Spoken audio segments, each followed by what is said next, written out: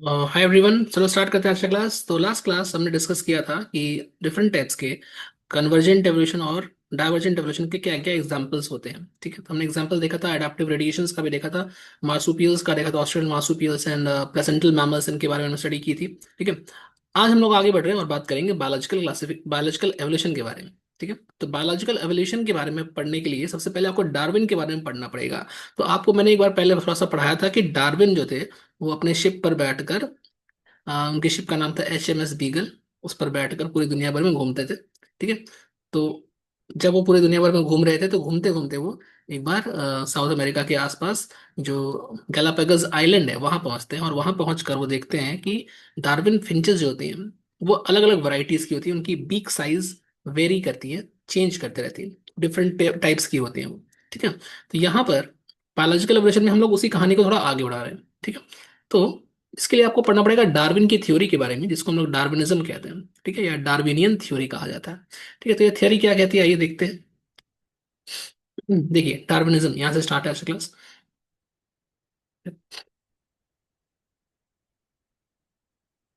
तो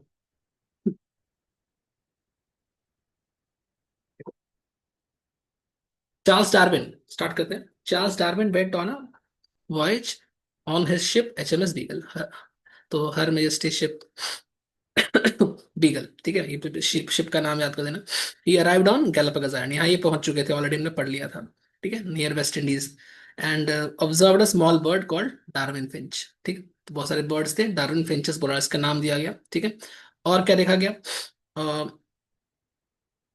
हम्म, और क्या देखा गया? He gave a theory, he gave theory of natural selection. इन्होंने नेचुरल सिलेक्शन की थ्योरी दी, और इस नेचुरल सिलेक्शन की थ्योरी के अनुसार नेचर जो होती है वो हमारे ऊपर या ह्यूमन बींग्स के ऊपर डिफरेंट टाइप्स के, बोल सकते हो कि चैलेंजेस थ्रो करती है, चैलेंजेस फेंकती है। ठीक है, और उस चैलेंज में जो लिविंग ऑर्गेनिज्म उस चैलेंज के अकॉर्डिंग अपने आप को सरवाइव कर लेता है या ढाल लेता है, ऐसे बोल सकते हो। ठीक है, तो वही सिर्फ जिंदा रहता है, बाकी सब एक्सटिंक्ट हो जाते हैं। ये है नेचुरल सिलेक्शन का थ्योरी शॉर्ट में। ओके, तो वही सब है, देखो। तो nature throws challenges upon the organisms, those organisms that adapt to the changing conditions survive, while those who cannot adapt become extinct। जो अडेप्ट नहीं कर पाते वो एक्सटिंक्ट हो जाते हैं, जो अडेप्ट कर पाते हैं वो सर्वाइव करते हैं। ये नेचुरल सिलेक्शन की थियरी है, ये डार्विन ने बताया। ठीक है, आगे देखो। Organisms that adapt under new conditions also reproduce. अब जो अडेप्ट कर लिया वो रिप्रोड्यूस भी करता है। ठीक है, जो अडेप्ट कर लिया वो क्या करता है? रिप्रोड्यूस करता है। और जब रिप्रोड्यूस करता है तो उसका नंबर बढ़ता है। क्या हो रहा है यार? जब रिप्रोड्यूस करता है तो उसका नंबर बढ़ता है, और जब इसका नंबर बढ़ता है तो, एक मिनट रुको, ये कैमरा इधर उधर हो रहा है। हम्म। जब ये रिप्रोड्यूस करता है उसका नंबर बढ़ता है, तो वो ऑर्गेनिज्म धरती पर समय के साथ आगे बढ़ता रहता है, एंड वो उसकी लाइफ कंटिन्यू चलती रहती है, उसकी स्पीशीज एक्सटिंक्ट नहीं होती। ठीक है, ये देखो, the organism that adapt under new conditions also reproduce and increase in number, and they are called reproductively fit. ऐसे ऑर्गेनिजम्स को हम लोग बोलेंगे कि ये लोग रिप्रोडक्शन के अनुसार फिट हैं। ठीक है, तो ये रिप्रोडक्शन कर सकते हैं, अपना नंबर बढ़ा सकते हैं, दैट्स वाई ये रिप्रोडक्टिवली फिट ऑर्गेनिजम्स की कैटेगरी में आते हैं। ओके। ठीक है, तो ये डार्विन ने ऐसा कहा था। अच्छा, नोट में देखो क्या लिखा है। According to Darwin, fitness refers to reproductive fitness. इसीलिए डार्विन ने फिटनेस जो शब्द दिया है, इस फिटनेस का मतलब है रिप्रोडक्टिव फिटनेस। मतलब वो पहले सरवाइव करेगा कंडीशंस में, और सारे कंडीशन में सरवाइव करने के बाद अपने नंबर को बढ़ाएगा with the help of reproduction, and इसलिए वो फिट है। तो रिप्रोडक्शन कर पा रहा है और नेक्स्ट जनरेशन तक जा पा रहा है, दैट्स वाई वो फिट है। इसलिए ऐसे फिटनेस को हम रिप्रोडक्टिव फिटनेस बोलेंगे। ठीक है। एक और नाम आता है यहाँ पर, ये भी डार्विन जैसे ही घुमक्कड़ थे। इनका नाम था अल्फ्रेड वालस। ठीक है, या वेलिस। ठीक है, तो अल्फ्रेड वालस जो थे, ये कहाँ गए थे? देखो, ये मलेशिया के आसपास गए थे, मलेशिया और इंडोनेशिया, जहां पर आज के टाइम का है। तो ठीक है, तो आर्पिपेलागो मीन्स होता है group of island. Group of island मतलब आर्पिपेलागो। ठीक है, तो मलय आर्पिपेलागो में आसपास ही, मलेशिया और इंडोनेशिया के आसपास ही घूम रहे थे। और he also gave the same concept about nature. इन्होंने भी नेचर का वही कंसेप्ट दिया जो डार्विन ने दिया था, थोड़ा सा अलग दिया इन्होंने, इनका काम थोड़ा अलग था। ठीक है, अब देखो, इनका काम आपको नहीं पढ़ना डिटेल्स में। ठीक है, आपको डार्विन का पढ़ा था, वो फिंच फिंच वो आपने पढ़ लिया ऑलरेडी। तो अब इनका काम और डार्विन का काम मिला जुला कर अगर हम बात करें, तो there works prove that earth earth was billions of years old and not just 4,000 years old. ठीक है, तो अभी तक ये मान्यता थी कि धरती जो थी वो सिर्फ 4,000 साल पुरानी थी, ऐसा यूरोपियन साइंटिस्ट मानते थे। लेकिन जब इन लोगों ने, मतलब वेलेस ने और डार्विन ने, अपने अपने काम को अंजाम दिया और उसको दुनिया के सामने लाए काम को, उसके रिजल्ट को, तो लोगों को ये मानने में मजबूर होना पड़ा कि जो धरती है वो सिर्फ 4,000 साल पुरानी नहीं है, बल्कि बल्कि अरबों साल पुरानी है। ठीक है, बिलियन ऑफ ईयर्स एज्ड है, ठीक है, पुरानी है, ओल्ड है। ये है। आगे देखो, यहाँ पे क्या लिखा है देखो, एक चीज मैंने समझाई थी क्लास में कि रेप्टाइल्स जो है, रेप्टाइल्स से आगे चलकर एवीज यानी बर्ड्स हुए। ठीक है, तो बीच में एक कनेक्टिंग लिंक भी था जो अब इस धरती पर नहीं है, लेकिन उसकी हड्डियां, उसके अवशेष मिले हैं, ठीक है, उसकी फॉसिल्स मिली है। ठीक है, इस आ, इस कनेक्टिंग लिंक का नाम है आर्क्योप्टेरिक्स। ठीक है, आर्क्योप्टेरिक्स। ये आर्क्योप्टेरिक्स जो है, ये कनेक्टिंग लिंक है किसके किसके बीच, रेप्टाइल और बर्ड्स के बीच। ठीक है, रेप्टाइल और बर्ड्स के बीच का ये कनेक्टिंग लिंक है। ठीक है, तो इसके पास ना बर्ड्स और रेप्टाइल्स दोनों के कैरेक्टर्स होते थे। ठीक है, तो इसका एक फोटो दिया हुआ है, तो इसके बारे में ज्यादा कुछ इंसाइट में लिखा नहीं है, बट थोड़ा सा आपको पढ़ना होगा इसे। यहाँ देखो, इसके पास दोनों कैरेक्टर्स थे, इसके पास कुछ कुछ रेप्टाइल के कैरेक्टर थे और कुछ कुछ बर्ड्स के कैरेक्टर थे, नए वाले। ठीक है, रेप्टाइल से ही आगे चलकर बर्ड्स बने हैं। ठीक है, इसीलिए बर्ड्स को हम ग्लोरिफाइड रेप्टाइल्स भी कहते हैं। ठीक है, मतलब ये नहीं पढ़ना वैसे। तो रेप्टाइल के कैरेक्टर्स क्या क्या थे इसके, मतलब वो क्लॉ थे, क्लॉ समझते हो, क्लॉ मतलब उसके जो पंजे थे, नाखून। तो क्लॉ जो होता है ना, वो रेप्टाइल का फीचर है। ठीक है, हालांकि क्लॉ मॉडिफाई हो गया है, बर्ड्स में भी होता है थोड़ा, बट वैसा क्लॉ नहीं होता जो जैसा रेप्टाइल के पास होता है। इसके पास रेप्टाइल वाले क्लॉ थे। ठीक है, इसके अलावा इसके पास टेल थी, जैसे रेप्टाइल के पास पूंछ होती है वैसी टेल इसके पास प्रेजेंट थी, रेप्टाइल लाइक टेल। ठीक, बर्ड्स के नए कैरेक्टर्स जो इसके अंदर आ गए थे वो क्या थे, तो बीक था इसके पास, चोंच थी। ठीक है, और फेदर प्रेजेंट था। ये सब बर्ड्स के कैरेक्टर्स हैं, तो इसके पास रेप्टाइल का भी कैरेक्टर है और बर्ड्स का भी कैरेक्टर है, यानी दोनों कैरेक्टर्स के पास प्रेजेंट है। इसलिए ये रेप्टाइल और बर्ड के बीच का है। ठीक है, और एक कनेक्टिंग लिंक है। अब ये आज के टाइम में ये दुनिया में नहीं है। ठीक है, ये वो एनिमल रहा होगा जिसका एवोल्यूशन रेप्टाइल से होकर बर्ड्स की तरफ हुआ होगा, मतलब आगे चलकर इसी से बर्ड्स बने होंगे। तो ये बीच का है। ठीक है, कनेक्टिंग लिंक है, इसको कनेक्टिंग लिंक कहा जाता है, कनेक्ट करता है। ओके, अच्छा, कभी कभी ये कनेक्टिंग लिंक की हड्डी मुझे नहीं मिलती है, किसी साइंटिस्ट को नहीं मिलती है, हमें हमें हमें हमें नहीं मिलती है, तो ऐसे लिंक को हम मिसिंग लिंक कहते हैं। ठीक है, मिसिंग लिंक तो सिलेबस में नहीं है, बस सुन लो ऐसे। तो देखो ये सब था। अब यहाँ से बायोलॉजिकल एवोल्यूशन प्रॉपरली स्टार्ट है। तो देखो, डार्विनिज्म आपने पढ़ लिया था। ठीक है, वेलस का मैंने बता दिया आपको। अब देखो, it is based on Darwinism. अब एनसीईआरटी के अकॉर्डिंग चलते हैं, तो it is based on Darwinism. According to this, evolution का जो रेट है वो लाइफ स्पैन के इनवर्सली प्रोपोर्शनल होता है। एवोल्यूशन का जो रेट है वो लाइफ स्पैन के इनवर्सली प्रोपोर्शनल होता है। इनवर्सली प्रोपोर्शनल का मतलब क्या हो गया, तो इनवर्सली प्रोपोर्शनल का मतलब हो गया कि जिस ऑर्गेनिज्म का लाइफ स्पैन जितना ज्यादा होगा, उसके अंदर रेट ऑफ एवोल्यूशन उतने धीरे धीरे चलेगा। ठीक है, और जिस एनिमल का या जिस ऑर्गेनिज्म का लाइफ स्पैन कम होगा, उसके अंदर रेट ऑफ एवोल्यूशन उतना फास्ट होगा। ठीक है, जैसे बैक्टीरिया है, बैक्टीरिया का लाइफ स्पैन मान लो 24 आवर्स का, एक दिन का। एक दिन में बैक्टीरिया की जिंदगी खत्म। ठीक है, एक दिन में खत्म हो जाएगा, पूरा अपना जीवन पूरा कर लेगा, वो मर जाएगा। तो अगर हम बोले कि अगर हम एक जनरेशन ऑफ बैक्टीरिया की बात करते हैं, तो बैक्टीरिया का एक जनरेशन एक दिन में ही खत्म हो जा रहा है, और अगले दिन सेकंड जनरेशन आ जा रहा है। ठीक है, जैसे बोले जनरेशन का मतलब क्या है, जैसे मैं बोल रहा हूँ, मान लो कि ये है मिस्टर एक्स। ठीक है, मिस्टर एक्स का जो फादर है, पापा है, वो है पापा एक्स। उसका जो फादर है वो है ग्रैंड फादर एक्स। ठीक है, जीएफ लिख रहा हूँ, ग्रैंड फादर एक्स। ठीक है, अच्छा, उसके उसके भी great great grand father x. ठीक है, G3F X। इसके इस तरह से बहुत सारे अलग अलग इसके एंसेस्टर चले आ रहे हैं। तो अगर मैं यहाँ से शुरू करूँ, first generation, second generation, third generation, fourth generation, fifth generation mister x आया, इसका जो होगा बाबू एक्स। ठीक है, ये सिक्स जनरेशन है। ठीक है, उसका छोटा बाबू एक्स, इस तरह चलता रहेगा, समझे। तो इस तरह से ये जनरेशन बाय जनरेशन चल रहा है। मतलब अब देखो, मिस्टर एक्स का जो जनरेशन चल रहा है, उसको चलने में बहुत समय लगेगा ना, बहुत टाइम तक चलता रहेगा ये। क्या हो गया, तो ये बहुत टाइम तक चलता रहेगा। तो क्या होगा कि इसको चलने में एक जनरेशन क्रॉस करने में कम से कम मान लो 80 साल के आसपास का टाइम लगता है नेचुरल तरीके से देखा जाए तो। एक जनरेशन में एक इंसान का लाइफ स्पैन 80 के आसपास एवरेज मान लेते हैं। तो 6 जनरेशन क्रॉस करने में हमको 480 साल लग गया, है ना। एक जनरेशन में 80 साल, तो 6 जनरेशन में 480 साल। वहीं बैक्टीरिया की लाइफ देखो 24 घंटे की है। तो सिंस बैक्टीरिया की लाइफ 24 घंटे की है, तो 6 जनरेशन अगर हमको बैक्टीरिया का चलना है, मतलब एक दिन का है, 1 डे का, तो 6 जनरेशन 6 ही दिन में खत्म हो जा रहा है। मतलब बैक्टीरिया के केस में जनरेशन अगर हमको काउंट करना है तो बहुत कम समय में हमको काउंट हो जाएगा ना। ठीक है, तो अगर मैं बोलूं कि बैक्टीरिया की लाइफ स्पैन कम है, तो उसका रेट ऑफ एवोल्यूशन क्या होगा, फास्ट होगा। उसके अंदर जनरेशन जल्दी जल्दी बदल रहा है, मतलब उसके अंदर जो एवोल्यूशन होगा वो बहुत जल्दी जल्दी हो जाएगा, ऐसा बोल सकते हैं। ठीक है, तो एवोल्यूशन जल्दी जल्दी आपको देखने को मिल सकता है। सेम चीज वायरस के केस में भी आप देख सकते हैं। इसीलिए वायरस का जो म्यूटेशन होता है वो बहुत फास्ट होता है। तो आपने देखा भी था कोरोना का जो स्ट्रेन आया था, 2 साल में 3 साल के अंदर ही बहुत सारे स्ट्रेन आ गए थे, है ना। 2-3 साल के अंदर ही बहुत सारे स्ट्रेन आ गए थे, बहुत सारा एवोल्यूशन उसका हो गया था। वैसे भी वायरस का मतलब एवोल्यूशन फास्ट होता है। ठीक है, क्योंकि उसमें म्यूटेशन मतलब आरएनए की वजह से फास्ट होता ही है, वो अलग बात है। बट मतलब उसके लाइफ स्पैन कम है, दैट्स वाई इसका एवोल्यूशन का रेट फास्ट है। तो ये हमारे पास प्रैक्टिकल एग्जांपल है एवोल्यूशन का।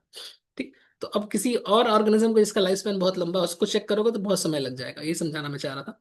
ठीक है, तो कम लाइफ स्पैन वाले ऑर्गेनिज्म को जब हम देखते हैं तो उसका एवोल्यूशन का रेट फास्ट होता है, ऐसा हम देख चुके हैं।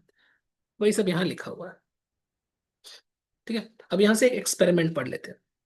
देखो, let us grow a bacterial colony called a on a petri plate. तो हम एक पेट्री प्लेट लिए और पेट्री प्लेट पर एक बैक्टीरिया जिसका नाम है ए, उसको ग्रो करा दिए।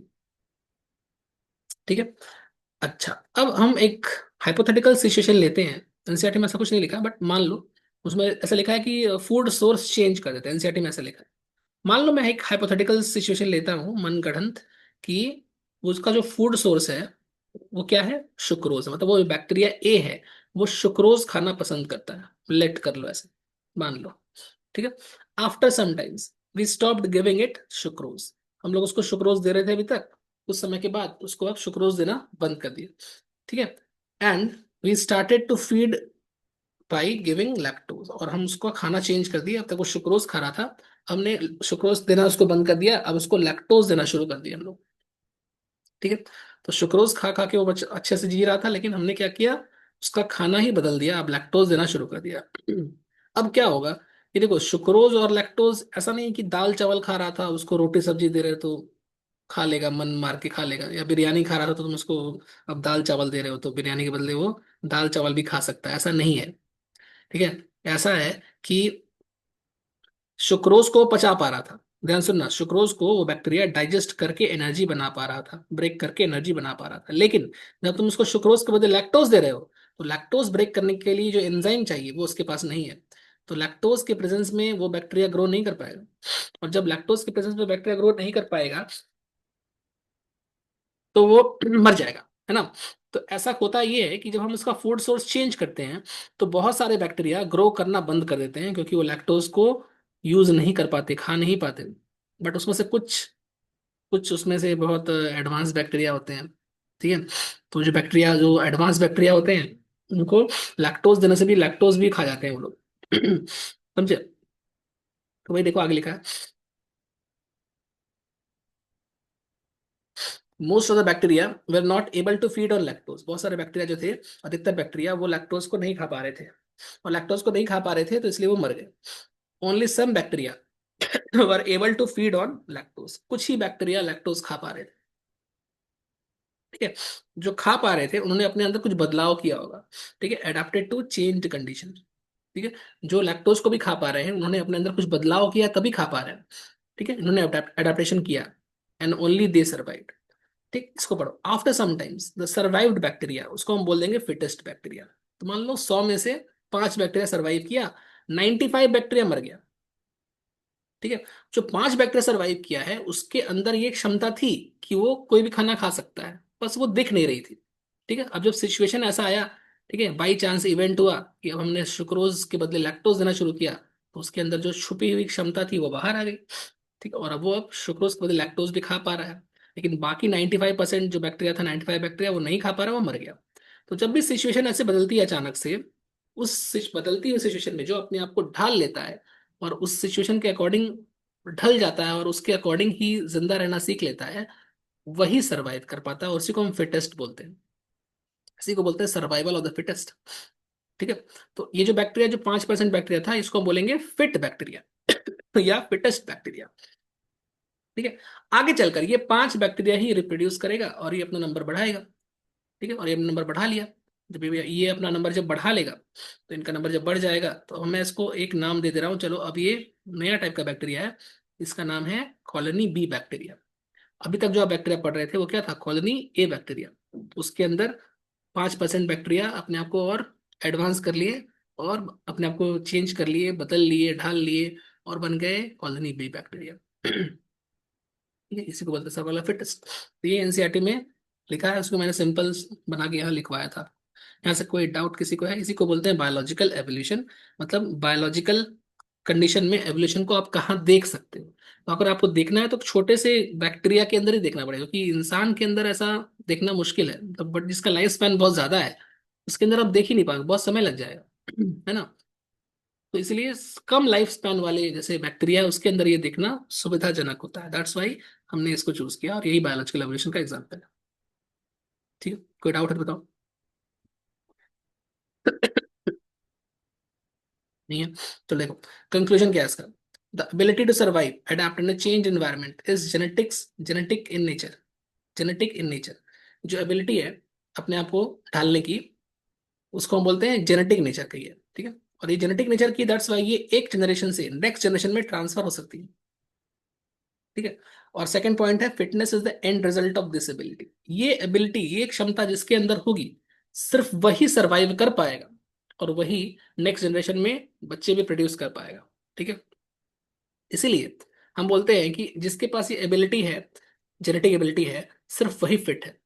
ठीक है। इसलिए सेकंड पॉइंट पढ़ो, fitness is the end result of this ability. जिसके पास ये एबिलिटी है, सिर्फ वही फिटनेस, उसके उसी के पास फिटनेस है।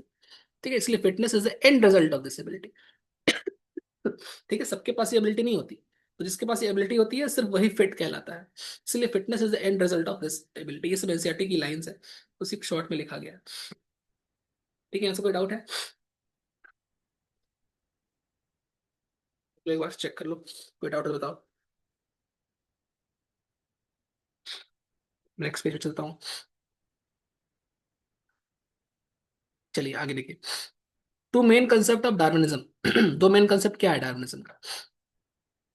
तो एक है ब्रांचिंग डिसेंट और एक है नेचुरल सिलेक्शन। ब्रांचिंग डिसेंट आप पढ़ चुके हैं ऑलरेडी। ये एंसेस्टर था, इस एंसेस्टर से आगे चलकर अलग अलग, जैसे मान लो ए बना, बी बना, सी बना। अब ए से भी आगे चलकर 1 बन रहा है, 2 बन रहा है, 3 बन रहा है। ठीक है। बी से आगे चल करके 4 बन रहा है, 5 बन रहा है, 6 बन रहा है। इससे आगे चल करके और भी डिफरेंट डिफरेंट टाइप के XYZ बन रहे हैं, ऐसे कर डिफरेंट डिफरेंट बन रही है, ब्रांच बन रहा है ना बहुत सारा, एक कॉमन एंसेस्टर का बहुत सारा ब्रांच बन गया। तो ठीक है, इसी को बोलते हैं ब्रांचिंग डिसेंट। डिसेंट नीचे की तरफ, डिसेंट बढ़ रहा है, फैल रहा है। ठीक है। इसकी डिसेंट, इसके जो एंसेस्टर है उसके मतलब डिसेंडेंट्स, ठीक है, इसके बच्चे से ब्रांच हो जो के अलग हो रहे हैं। ये क्या है? डाइवर्जेंट एवोल्यूशन का एग्जांपल। तो ये डाइवर्जेंट एवोल्यूशन ही तो है।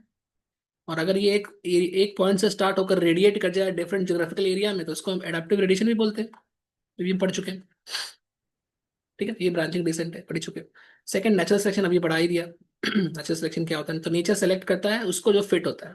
ठीक है। सर्वाइवल ऑफ फिटेस्ट वाला ये नेचुरल सिलेक्शन है। ठीक है। बैक्टीरिया का केस में आपने देख लिया। ये डार्विनिज्म के दो मेन कंसेप्ट हैं, दो की कंसेप्ट है, एनसीईआरटी में से लिखा है। अब थोड़ा सा एनसीईआरटी में 2 लाइन लैमार्क के बारे में भी लिखा हुआ है। ठीक है। तो लैमार्किज्म क्या है? देखो, Lamarck was a French naturalist, France का था। He gave the theory of use and disuse, disuse of organs.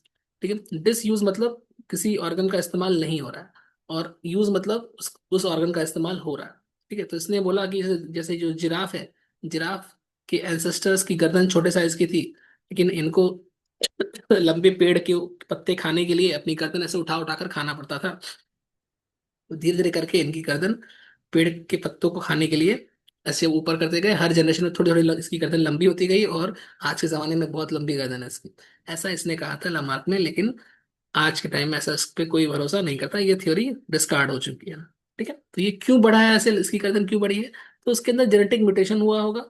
ठीक है, और उस म्यूटेशन के अनुसार ही यहाँ पर इसकी गर्दन बड़ी हुई होगी। अब ऐसा भी नहीं है कि एक बार में बड़ी होगी, धीरे धीरे करके बड़ी होगी। ठीक है, मल्टीपल म्यूटेशन भी हुआ हो सकता है, ऐसा भी हो सकता है। बट ये कारण नहीं है कि पत्ता खाने के लिए वो ऐसे तो बड़ी होगी। तो ऐसा लमार्क का कहानी था। इनसेट बस लिखा कि nobody believes in this conjecture any more, इस स्टेटमेंट पर या इस थ्योरी पर अब आजकल कोई भरोसा नहीं करता। ये याद रखना। अब क्वेश्चन फिर एनसीईआरटी में भी है, ये एनसीईआरटी का ही क्वेश्चन है कि इज एवोल्यूशन अ प्रोसेस और is evolution a result of another process? क्या एवोल्यूशन खुद एक प्रोसेस है, या फिर ये किसी और प्रोसेस का रिजल्ट है? तो उसका आंसर होगा कि ये दोनों है। ये डिपेंड करता है कि कौन सा केस आप मान के चल रहे हैं। ठीक है, जैसे केस वन अगर हम माने कि if we consider the story of origin of life on earth, अगर हम ओरिजिन ऑफ लाइफ की बात करते हैं, ठीक है, लाइफ की बात करते हैं, तो लाइफ के अनुसार यहाँ पर जो नेचुरल सिलेक्शन, जो भी आप डार्विनिज्म पढ़े, नेचुरल नेचुरल सिलेक्शन, वो एक प्रोसेस हुआ। तो नेचुरल सिलेक्शन एक प्रोसेस है, और नेचुरल सिलेक्शन की वजह से एवोल्यूशन हो रहा है। ठीक है, नेचुरल सिलेक्शन एक प्रोसेस है जिसकी वजह से एवोल्यूशन हो रहा है। तो evolution is considered as end result of natural selection. मतलब ये थोड़ा सा कंसेप्चुअल है, ध्यान देंगे। अगर हम बोल रहे हैं लाइफ के बारे में, कि हम लाइफ की स्टडी कर रहे हैं, तो लाइफ की स्टडी के अनुसार नेचुरल सिलेक्शन प्रोसेस हुआ, एवोल्यूशन प्रोसेस नहीं हुआ। और इस नेचुरल सिलेक्शन के प्रोसेस की वजह से एक दूसरा चीज हो रहा है, इसको बोलते हैं एवोल्यूशन। ठीक है, तो अगर हम बोलें study of origin of life, story of origin of life, उसके अनुसार एवोल्यूशन जो होगा, evolution is the end result of natural selection या end result of another process. मतलब एवोल्यूशन खुद कोई प्रोसेस नहीं है, तब एवोल्यूशन किसी और प्रोसेस का एंड रिजल्ट है। ठीक है, और वो कोई और प्रोसेस क्या है? वो कोई और प्रोसेस है नेचुरल सिलेक्शन। ऐसा कब होता है? जब हम लोग केस वन स्टडी करते हैं, मतलब जब हम लोग स्टडी करते हैं story of origin of life. लेकिन जब हम story of origin of life के बदले स्टोरी ऑफ ओरिजिन ऑफ अर्थ पढ़ते हैं, ठीक है, अर्थ की स्टोरी पढ़ते हैं, उस केस में हम एवोल्यूशन को प्रोसेस मान के चलते हैं। सेकंड पॉइंट पढ़ो, case two. If we consider the story of origin of earth, then evolution is considered as a process. तो अर्थ के रेस्पेक्ट में एवोल्यूशन एक प्रोसेस है। ठीक है, तो आपसे कोई क्वेश्चन पूछे कि एवोल्यूशन क्या है, प्रोसेस है कि and result of another process है, तो आप बोलोगे दोनों है। किसके रेस्पेक्ट में बात हो रही है उसके अकॉर्डिंग आंसर दूंगा।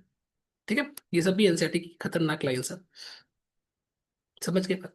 चलिए, इसके अलावा एनसीईआरटी में और भी कुछ चीज लिखा है, यहाँ पे तो नहीं लिखा है, तो बस बताया समझाया था क्लास में, फिर से बता दे रहे हैं कि एनसीईआरटी ये भी कहती है कि हमें ठीक से ये भी नहीं पता कि जैसे एवोल्यूशन एक प्रोसेस है या प्रोसेस नहीं है, हम खुद ही कंफ्यूज हैं, ऐसा एनसीईआरटी कहती है। हो सकता है कि इसके अलावा कोई और भी कुछ प्रोसेस काम कर रहा हो जो जिसके बारे में आज तक हमको नहीं पता है, हम नहीं जानते उस बारे में। या ऐसा भी हो सकता है कि वो प्रोसेस उस वक्त रहा हो, अभी नहीं हो रहा हो। ठीक है, तो भी हम लोग को अभी ठीक से नहीं पता, ऐसे लास्ट में लिखा हुआ है। ठीक है, तो अभी आपको दो ही केस याद रखना है। एग्जैक्टली बात तो सही है कि हमें ठीक से नहीं पता कि कैसे लाइफ की स्टार्ट हुई। अब बाद में जो बाकी जो भी मतलब साइंटिस्ट लोग कहते हैं वो एजम्पशन होता है। ठीक है, और रिलीजियस टेक्स्ट जो कहते हैं वो भी अलग अलग धारणाएं हैं सबकी। बट सबका अलग अलग है जो भी है। तो हमें ठीक से नहीं पता कि एग्जैक्टली क्या क्या हुआ होगा, ये सब एजम्पशन है। बट हाँ, नीट में आएगा तो आपको पता होना चाहिए कि ऐसा एनसीईआरटी में लिखा है, नहीं तो फिर वहां नहीं, ऐसा नहीं होना चाहिए कि हमको नहीं पता। ठीक है, अब आगे देखो, Thomas Malthus worked on population genetics. Thomas Malthus जो थे, इन्होंने पॉपुलेशन जेनेटिक्स पे काम किया। एक और साइंटिस्ट का नाम है, बहुत सारा नाम आएगा। According to him, population contain different genes and they have different variations. कह रहा है कि थॉमस मैल्थस के अनुसार पॉपुलेशन की जब स्टडी उन्होंने की तो पाया कि एक पॉपुलेशन के अंदर बहुत सारे जीन्स हैं। ठीक है, बहुत सारे लोग रहते हैं पॉपुलेशन के अंदर। जैसे आप देखो कहीं भी किसी भी पॉपुलेशन की बात करें अगर आप,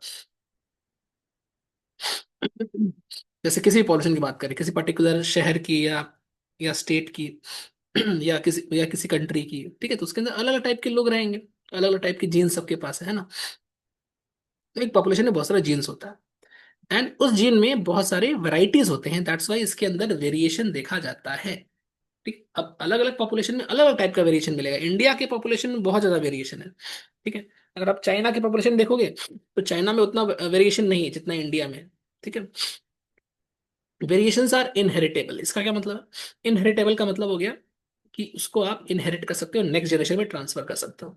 तो जो वेरिएशन हमारे जनरेशन में है वो हमसे होते हुए नेक्स्ट जनरेशन में ट्रांसफर होगा, और उससे फिर नेक्स्ट जनरेशन में ट्रांसफर होगा। तो वेरिएशन ट्रांसफर होते रहता है। ठीक है, तो ऐसा थॉमस मैल्थस ने कहा, आपको बस इतना ही याद रखना है। अरे अरे,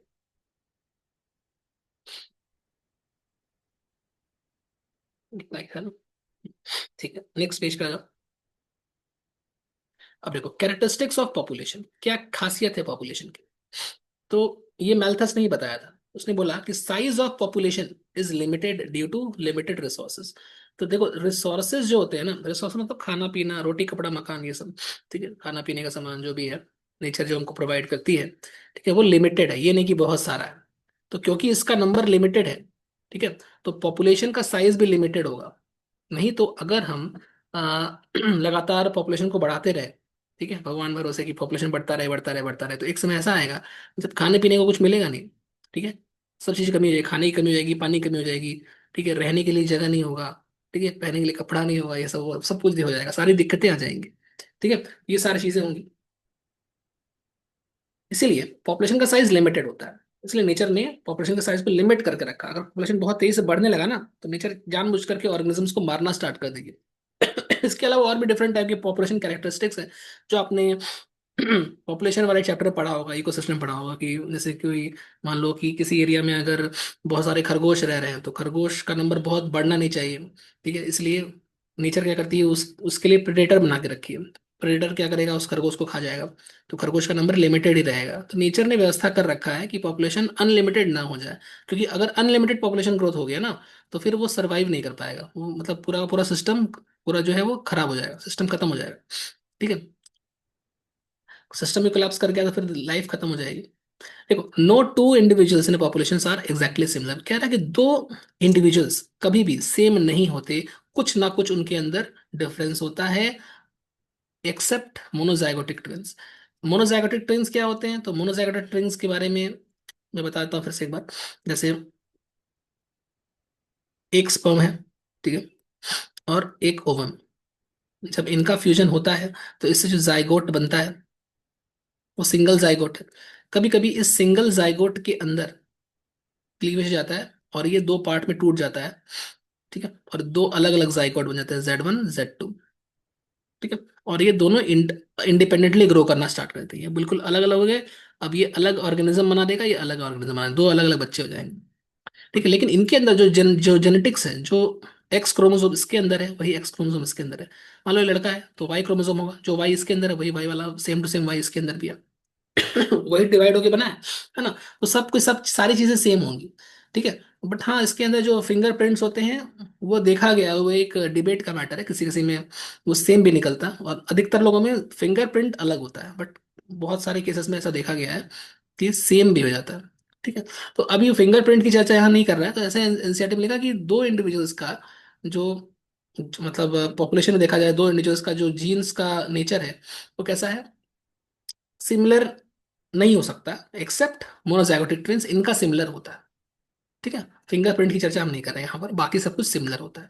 तो अगर आपने कभी जुड़वा बच्चे देखे होंगे, तो जुड़वा बच्चे अगर मोनोजाइगोटिक हैं, इसको आइडेंटिकल ट्विंस भी बोलते हैं, तो ऐसे होते हैं, सब कुछ सेम होता है। हाँ, अगर वो आइडेंटिकल नहीं है, अगर वो डाइजाइगोटिक है, जैसे कि कभी कभी ऐसा भी होता है कि एक स्पर्म के बदले, सॉरी, एक स्पर्म तो आता है, एक स्पर्म से एक जाइगोट बना, और दूसरे एग को एक और स्पर्म फर्टिलाइज करता है। तो होता क्या है, कभी कभी फीमेल्स में एक साथ दो एग्स रिलीज होते हैं, दो अलग अलग ओवरी से। जनरली एक ओवरी से, जैसे फैलोपियन ट्यूब है, जनरली क्या होता है, यहाँ से एक ओवरी से एक ओवम निकलता है एक मंथ में। बट कभी कभी रेयरली ऐसा होता है कि दोनों साइड से दोनों एक एक निकल जाता है। तो दो ओवम निकल गया। अब दो ओवम को फर्टिलाइज करने के लिए बहुत सारा स्पर्म आ रहा है। उसमें से एक स्पर्म इसको फर्टिलाइज करेगा, एक स्पर्म इसको फर्टिलाइज करेगा, दो अलग अलग जाइगोट बनेगा, Z1 Z2। दो अलग अलग बन गया। अब ये जो दो अलग अलग बना है, इन दोनों का स्पर्म और ओवम तो अलग अलग था ना। तो इस स्पर्म में अलग कंपोजिशन है, इस स्पर्म में अलग कंपोजिशन है, इसलिए जो बच्चे होंगे, होंगे तो वो ट्विन साथ में पैदा होंगे, लेकिन उनका जो जेनेटिक नेचर होगा वो अलग होगा। तो ये मोनोजाइगोटिक नहीं है, इसको बोलते हैं हम लोग dizygotic. These are called dizygotic twins. ठीक है, तो डाइजाइगोटिक में इतना सिमिलैरिटी नहीं होता, वो सिबलिंग जैसे ही होता है। सिबलिंग मीन्स भाई बहन या भाई भाई जैसे। हो सकता है इसमें से एक लड़का हो एक लड़की हो सकता है दोनों लड़का लड़का हो या दोनों लड़की लड़की हो, मतलब सेम भी हो सकता है डिफरेंट भी हो सकता है। लेकिन ये वाला क्योंकि ये एक ही जाइगोट से बना है तो ये मोनोजाइगोटिक। ठीक है। तो इसमें सिमिलैरिटी होती है तो वो यहाँ पर लिखा था। ठीक है, तो ये रिप्रोडक्शन चैप्टर का था, मैंने यहाँ उसको इंक्लूड कर लिया। थर्ड पॉइंट पर जाओ ना। Population is stable except seasonal fluctuation. ठीक है, पॉपुलेशन जो है वो स्टेबल होता है एक्सेप्ट सीजनल फ्लक्चुएशन। स्टेबल होता है और कभी कभी सीजनल फ्लक्चुएशंस होते हैं, मतलब कभी कभी जैसे कि बाढ़ आ गई, ठीक है, सूखा पड़ गया या कोई भी नेचुरल डिजास्टर हो गया जिसकी वजह से पॉपुलेशन साइज डिक्रीज कर सकता है। ठीक है, तो ऐसा भी हो सकता है पॉपुलेशन साइज डिक्रीज कर जाए। ठीक है, बट अदरवाइज पॉपुलेशन स्टेबल चलता बढ़ता है बढ़ता रहता है या फिर स्टेबल रहता है, ना बढ़ता ना घटता ज्यादा। ठीक है, स्टेबल ही चलता रहता है एक तरह से, कम भी नहीं होता ज्यादा भी नहीं होता। ठीक। बट अगर कहीं मान लो बाढ़ बाढ़ आ गई तो बहुत सारे लोगों की मौत एक साथ हो सकती है, ऐसा हो सकता है। वही यहाँ पर कह रहा है। तो ये सब थॉमस माल्थस का कहानी था। अब चलते हैं हम लोग नेक्स्ट टॉपिक पर, इसका नाम है मैकेनिज्म ऑफ एवोल्यूशन। यहाँ तक कोई डाउट है किसी को? यहाँ तक कोई डाउट है किसी को? ठीक है, तो आगे बढ़ रहे हैं, मैकेनिज्म ऑफ एवोल्यूशन की बात करते हैं।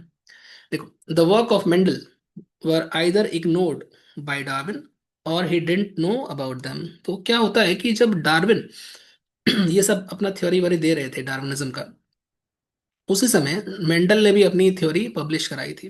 ठीक है, मेंडल ने भी अपना जो रिसर्च वर्क है वो पब्लिश कराया था।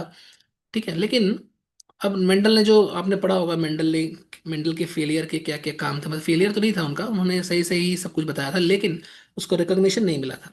तो उसको रिकॉग्निशन क्यों नहीं मिला, पहचान क्यों नहीं मिली, उसके बहुत सारे कारण हैं। उसमें ये भी है कि उस वक्त उतना अच्छा मतलब सिस्टम नहीं था कि लोग आपस में इंटरेक्ट कर सकें, इंटरनेट नहीं था, कनेक्टिविटी उतनी अच्छी नहीं थी।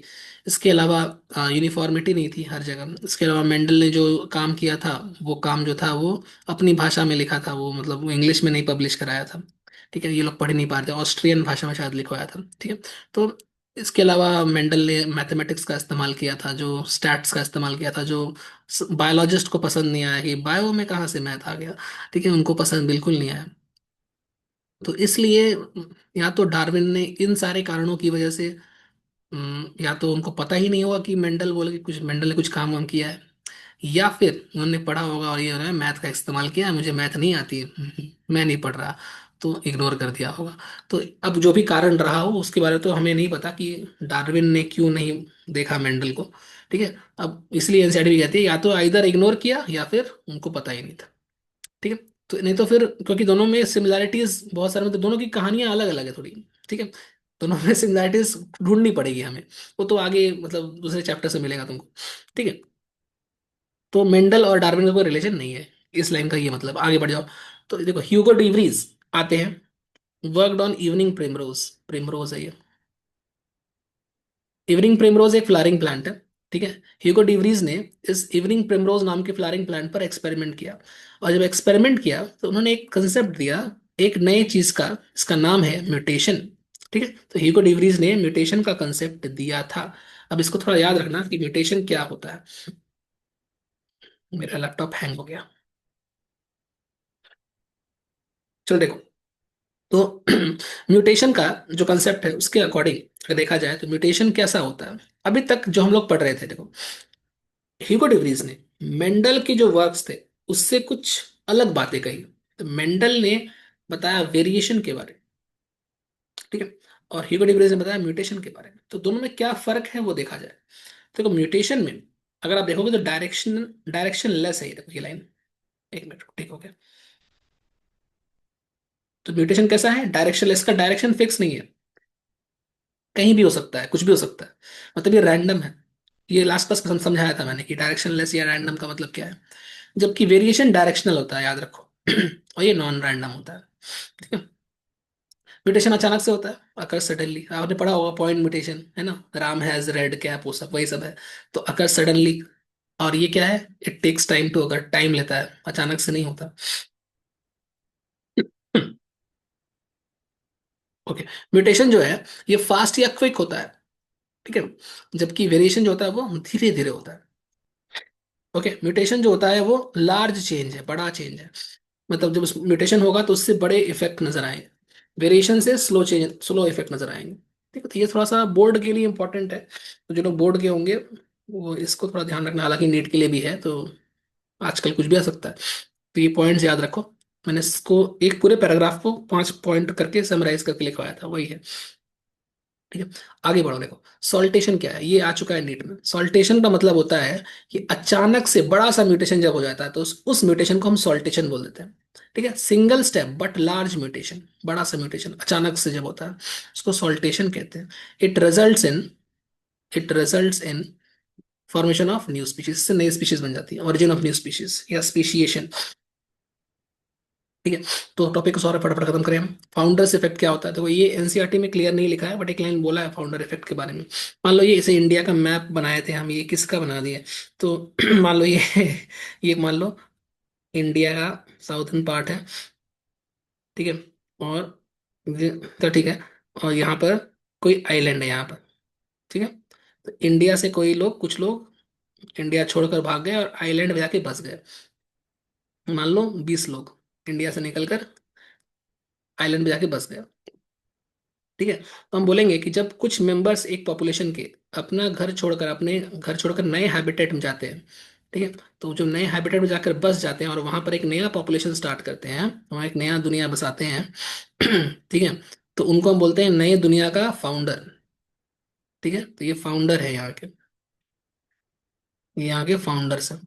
ठीक है, और इसी को हम बोलते हैं फाउंडर्स इफेक्ट। तो ऐसा होता है जब लोग माइग्रेट करते हैं एक जगह से दूसरी जगह पर, तो जो नए लोग नई जगह पर जाकर, जहाँ पर पहले कोई नहीं रहता वहां पे जाकर रहने हैं, ऐसे इस आइलैंड पर गए तो ऐसा होना चाहिए कि इस आइलैंड पर पहले कोई प्रेजेंट नहीं होना चाहिए, कोई ह्यूमन बींग।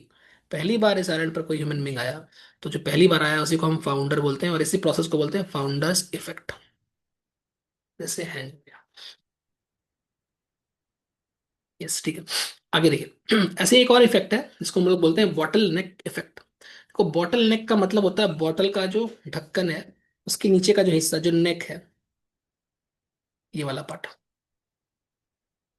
ये बॉटल है। ठीक है, अब इस बॉटल का ये जो पार्ट है इसको बोलते हैं बॉटल नेक। ठीक है, तो अगर कभी ये बॉटल लुढ़क गया, गिर गया, तो ये जो पार्ट, इस पार्ट में अगर कुछ रखा होगा तो सबसे पहले वही चीज बाहर आएगी। मान लो इसके अंदर बहुत सारे बॉल्स रखे हैं। ठीक है, तो इसके अंदर बहुत सारे बॉल्स हैं, ध्यान से देखना। कुछ बॉल्स यहाँ पर येलो कलर के मैंने भर दिए, और भी बॉल्स हैं नीचे भी हैं। लेकिन येलो कलर के बॉल से सबसे अधिक ऊपर में प्रेजेंट थे, बाकी ब्लू बॉल्स यहाँ पर हैं, अलग अलग कलर के बॉल इसमें भरे हुए हैं देखो। ठीक है, ऐसे कुछ और बॉल्स भी हैं, मान लो यहाँ ग्रीन कलर की भी हैं। लेकिन बॉटल नेक वाले एरिया में येलो वाला ही बॉल ज्यादातर पाया जाता है। अब अगर किसी कारण से, मान लो यहाँ पे ग्रीन ए भी है, अगर किसी कारण से ये गिर गया बॉटल, तो सबसे ज्यादा चांस यही है कि येलो वाला जो बॉटल नेक वाले एरिया में होगा वही सारे बाहर चले जाएंगे। ठीक है, लेकिन यहाँ पर देखो ये जो ग्रीन वाला है, ये वाला, इसके बाहर जाने का चांस बहुत कम है क्योंकि नीचे है। ठीक है, तो अगर हम इसको एक पॉपुलेशन के रूप में समझे, ध्यान सुनना, अगर हम बोले कि ये पूरा का पूरा, ये एनसीईआरटी में नहीं लिखा हुआ है, बस समझ लो ऐसे, पीवाईक्यू मिलेगा तुमको इसलिए बता दे रहे हैं। तो ये पॉपुलेशन है मान लो, अब इस पॉपुलेशन के अंदर डिफरेंट डिफरेंट टाइप्स के जेनेटिक्स वाले लोग रहते हैं। ठीक है, अलग अलग टाइप के जीन्स प्रेजेंट हैं। ठीक है, अब क्या होता है कि अगर इस पॉपुलेशन में कोई मान लो प्राकृतिक आपदा आ गई या फिर नेचुरल डिजास्टर आया, मतलब बाढ़ आ गई, भूकंप आ गया, कुछ भी अर्थक्वेक आया, जो भी हुआ, तो जिस एरिया में ये भूकंप या नेचुरल डिजास्टर आएगा उस एरिया के लोग मर जाएंगे। ठीक है, अगर उस एरिया के लोग मर जा रहे हैं और उस एरिया में एक पर्टिकुलर जेनेटिक्स के लोग रहते थे, तो सिर्फ वही लोग मरेंगे। जैसे मान लो हम अगर बोल रहे हैं कि एक एरिया में, जैसे मान लो फेयर स्किन लोग रहते हैं। ठीक है, फेयर स्किन वालों को ही मानेंगे, डार्क वाले लोग भी रहते हैं। लेकिन एक एरिया में जहां पर मतलब नदी किनारे फेयर स्किन वाले लोग रहते हैं और थोड़ा अंदर में डार्क वाले लोग रहते हैं। ठीक है, नदी में बाढ़ आ गई, सारे फेयर स्किन वाले डूब गए। ठीक है, तो बाढ़ तो चली गई कुछ कुछ दिनों के बाद, तो फेयर स्किन वालों को ले गई अपने साथ, डार्क वाले भी गांव में रह गए। तो उस गांव से सारे फेयर स्किन वाले खत्म हो, क्यों? क्योंकि वो नदी किनारे रहते थे, और नदी किनारे बाढ़ आने का स्कोप ज्यादा है, समझे? तो ऐसे यहाँ भी बॉटल नेक में, मतलब यहाँ पे जो नदी का किनारा है वो बॉटल नेक की तरह है। ठीक है, तो जब भी इस तरह का कोई नेचुरल डिजास्टर आता है, तो कुछ जीन्स लॉस हो जाती हैं हमेशा के लिए पॉपुलेशन में से। और सबसे ज्यादा ससेप्टेबल, या सबसे ज्यादा, सबसे ज्यादा चांसेस किसका है गायब होने का, जो बॉटल नेक वाले एरिया में है। ठीक है। जैसे भूकंप वाला एरिया जहाँ ज्यादा है, जहाँ भूकंप आने की टेंडेंसी ज्यादा होती है, जैसे जापान में होती है, तो वहां पे अगर कुछ लोग रहते हैं, अगर बहुत तेज भूकंप आ जाए तो वो सारे लोग मर सकते हैं। तो हो सकता है कि अगर जापान में ऐसा आ जाए तो जापान के बहुत सारे लोग मर जाए। तो अगर सारा का सारा जापान ही मान लो पानी में डूब जाए, ऐसा ना हो, मान लो समझाने के लिए बोल रहे हैं, अगर ऐसा होता है, पूरा पूरा जापान ही पानी में डूब जाता है, तो जापान में जो जीन्स पाए जाते हैं वो दुनिया से हमेशा के लिए गायब हो जाएंगे। ऐसा क्यों हुआ? तो ऐसा इसलिए हुआ क्योंकि वो बॉटल नेक वाले एरिया में रहते, जहां पर नेचुरल डिजास्टर के चांसेस ज्यादा थे। इसी को बोलते हैं बॉटल नेक इफेक्ट। ठीक है। तो ये लिखा है, in case of natural disaster some genes of population are lost. ठीक है। जैसे यहाँ पर ये बॉटल का नेक से ये बॉटल के बॉल्स गायब हो जाएंगे। ठीक है। इसी को बोलते हैं बॉटल नेक इफेक्ट। आपके सिलेबस में नहीं है तो आप शायद स्किप भी कर सकते हैं, आउट ऑफ एनसीईआरटी है, आउट ऑफ एनसीईआरटी लिख दिया मैंने। ठीक है। तो आज मैं करता हूँ यहाँ पर स्टॉप। नेक्स्ट क्लास हम लोग ये वाला टॉपिक पढ़ेंगे, हार्डी वेनबर्ग इक्विलिब्रियम, और चैप्टर लास्ट क्लास मेरे ख्याल से वही लास्ट क्लास होगा। ठीक है। चलिए मिलते हैं फिर next class. Thank you, bye bye. इसको मैं अपलोड कर देता हूँ, जो लोग नहीं देख पाए देख लेना। ठीक है। चलो बाय बाय, गुड नाइट।